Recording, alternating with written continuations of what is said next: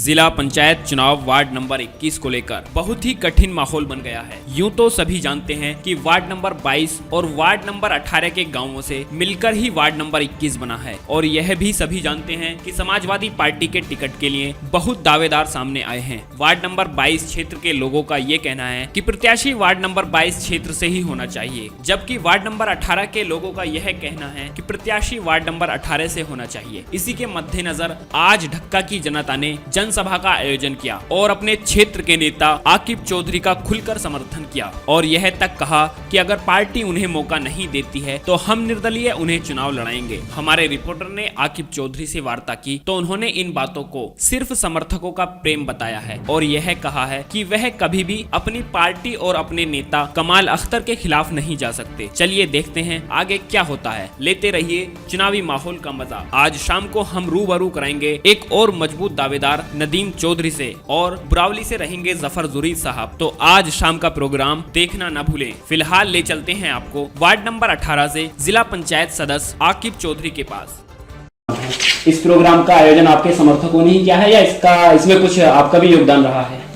देखिए, ये कोई प्रोग्राम नहीं था। ये घर में हम मशवरे के लिए मुझसे सब मेरे लोगों ने कहा था कि बैठ के हमें आपसे बात करनी है। तो उन लोगों ने ये कहा कि हम आपसे कुछ राय लेना चाहते हैं, आपको कुछ राय देना चाहते हैं। और मेरी जैसे पार्टी में भी बात हुई थी, किसी भी चीज़ में आगे कदम बढ़ाने से पहले सब ने कहा था कि सबकी राय लेंगे, क्योंकि किसी का एक फैसला कि मैं किसी चीज़ का फैसला कर दूं वो फैसला नहीं हुआ करता। ये सब लोगों की राय ली जाती है। सब लोग जब राय देते हैं, मैं अकेला अगर कोई फैसला कर लूँ तो हो सकता है कि कहीं ना कहीं पार्टी को नुकसान हो या मेरे नेता कमाल अख्तर को नुकसान हो। उस चीज़ को मैं कभी नहीं चाहता। तो उन्होंने मुझसे कहा था राय लो सब लोगों से मशवरा करो। तो मैंने उसी आधार पे जो पार्टी के वर्कर्स ने, पार्टी के समर्थकों ने, हमारी समाजवादी पार्टी की सारी टीम ने जो मुझे राय दी, वो मैं पार्टी के नेता मेरे बड़े भाई कमाल अख्तर साहब तक पहुंचाने की कोशिश करूँ, पार्टी तक रखने की कोशिश करूँ। आपके समर्थकों ने तो क्लियर कर दिया है कि अगर पार्टी आपको मौका नहीं देती है तो वो निर्दलीय चुनाव लड़ाएंगे आपको। देखिए, ये लोगों के जज्बात, ये लोगों की अपनी सोच है। निर्दलीय या किसी भी चीज़ का, मैंने पहले भी इस चीज़ को कह चुका हूँ कि मैं किसी भी हालत में समाजवादी पार्टी के अलावा किसी बैनर से चुनाव नहीं लड़ूंगा और मेरे अपने भाई कमाल। लेकिन आपके समर्थकों ने साफ कह दिया है कि अगर आपने उनकी बात नहीं मानी तो वो अपना फैसला खुद करेंगे। फिर नहीं, ऐसा नहीं, उन्हें मनाने की कोशिश करी जाएगी, ऐसा कुछ नहीं। वो उनके जज्बात थे, जो जज्बात उनके निकले हैं, बहरहाल उन्हें समझाने की कोशिश करी जाएगी। अगर फिर भी इन एनी कंडीशन अगर पार्टी आपको मौका नहीं देती है तो आप उस कंडीशन में क्या करेंगे? पार्टी की मर्यादा रखेंगे या अपने समर्थकों की आवाज सुनेंगे? देखिए, पार्टी की मर्यादा सर्वोपरि है जी। उसमें कहीं किसी चीज का कोई कॉम्प्रोमाइज नहीं होता।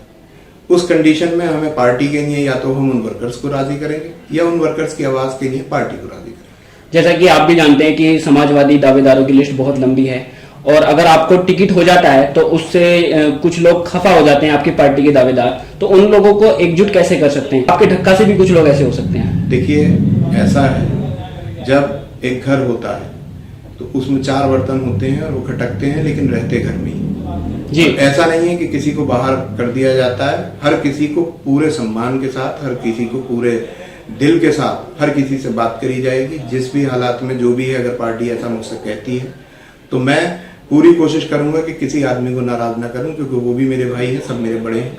तो मैं पूरी कोशिश करूंगा कि उनके साथ कंधे से कंधा मिला के चलूं और बड़े भाई कमाल अख्तर के साथ। कोई और संदेश देना चाहेंगे अपने समर्थकों को या क्षेत्र की जनता को या पार्टी हाईकमान को? देखिए, पार्टी हाईकमान को संदेश देने का मेरा कोई ना हैसियत है न वो। हाँ, अपने समर्थकों को जरूर एक संदेश देना चाहूंगा कि अपने जज्बातों को थोड़ा सा काबू में करें और संयम बरतें। पार्टी जैसा फैसला करेगी उस फैसले के साथ खड़े नजर आए। चलिए, बहुत बहुत धन्यवाद।